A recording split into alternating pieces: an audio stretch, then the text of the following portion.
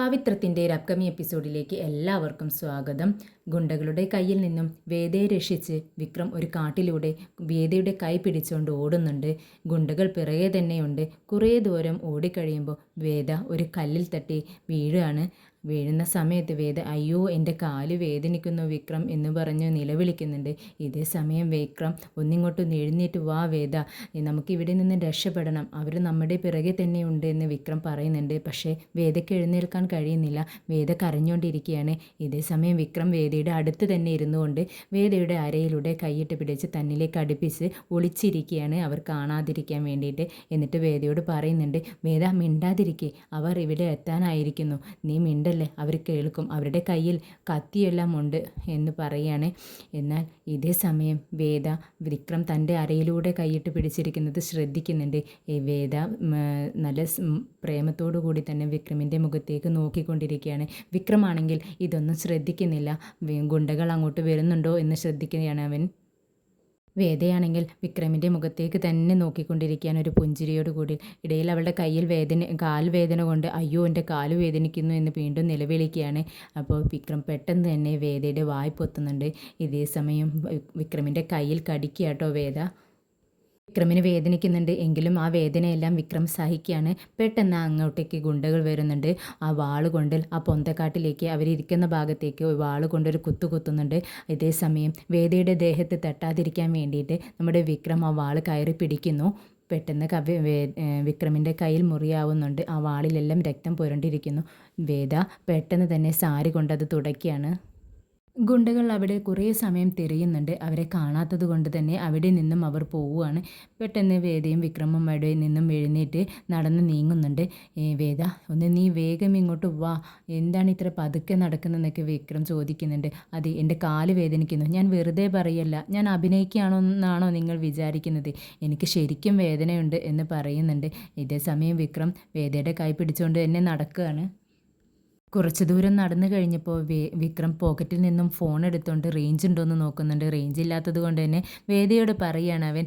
അതെ വേദ, ഇവിടെയൊന്നും റേഞ്ച് ഇല്ലല്ലോ എന്ന് ചോദിക്കുകയാണ് കേട്ടോ.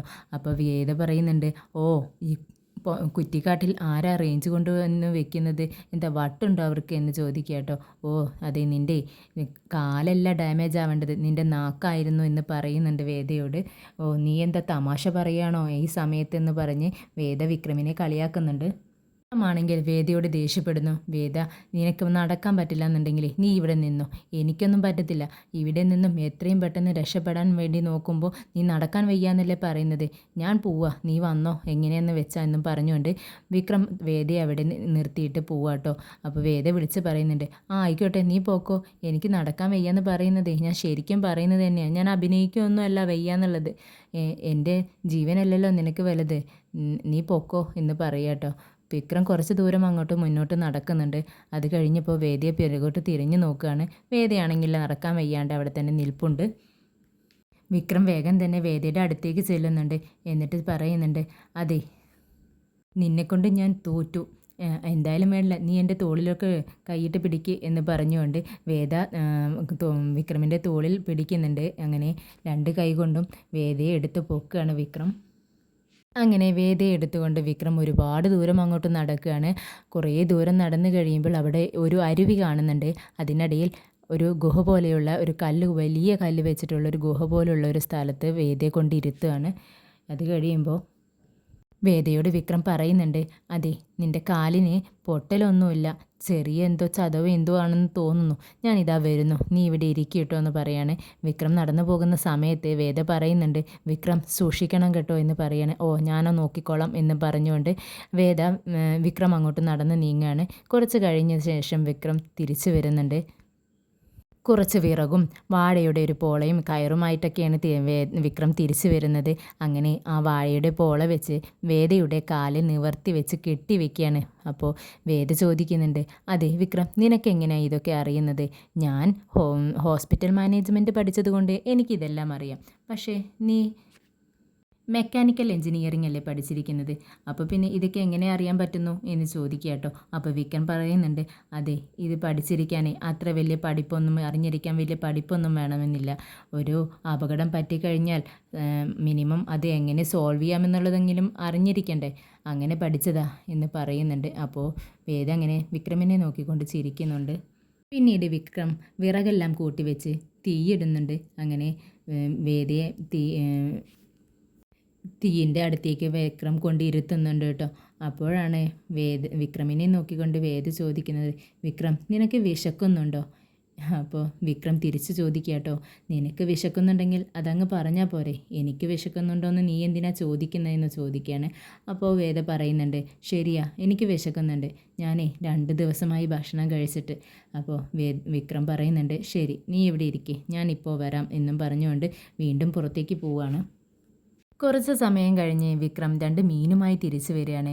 ഈ തീ കത്തിക്കുന്നതിനിടയിലേക്ക് ഒരു കമ്പിൽ കുത്തിവെച്ച് മീനെല്ലാം കൊടുക്കുന്നുണ്ട് വേദയ്ക്ക്. ചുടുന്ന സമയത്ത് വിക്രം പറയുന്നുണ്ട്, അതെ വേദ ഇത് തന്നെ കിട്ടാനുള്ള ഇവിടെ, നിനക്ക് വിശക്കുന്നുണ്ടെന്നുണ്ടെങ്കിൽ ഇതിന് വലിയ ടേസ്റ്റൊന്നും ഉണ്ടാവത്തില്ല, കണ്ണും ചിമ്പി ഇതങ്ങ് കഴിക്കുമെന്ന് പറയാട്ടോ. ഇതെല്ലാം വിക്രം ചെയ്യുന്ന സമയത്ത് വേദ വിക്രമിനെ തന്നെ നല്ല സ്നേഹത്തോടു കൂടെ നോക്കി ചിരിച്ചുകൊണ്ടിരിക്കുക കേട്ടോ.